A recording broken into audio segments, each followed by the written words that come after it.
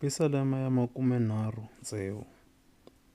Marito layo biha ya munhu wo homboloka a ma suki embilwini ya mina.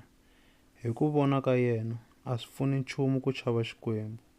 U tivona a lulamile ngopfu, kutani loko swidyoho swa yena swi tshuka swi paluxiwa, a nga swi vengi.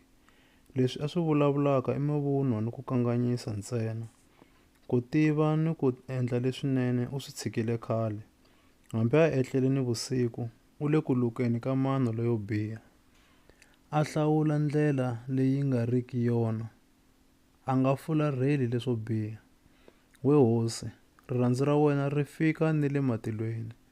Ku tshembeka ka wena ku tlakukile ku fika emapapeni. Ku lulama ka wena ku fana ni tintshava letikulu. Ku avanyisa ka wena ku entile ku kota swidziva swa lwandle. We hosi, u hlayisa vanhu ni swiharhi. We Xikwembu, rirhandzu ra wena lero tshembeka ri tsakisa ngopfu. Vanhu hinkwavo va tumbela ehansi ka tipapa ta wena.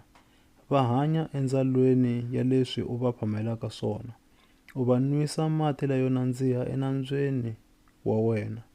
Hikuva hi wena u nga xihlovo lexi hi nyikaka vutomi. Kutani hi voningiwa hi ku vonakala ka wena. We hosi, u nga tshiki ku komba rirhandzu ra wena lero tshembeka eka lava va ku tivaka. U nga karhali ku lwela vanhu va timbilu leto lulama.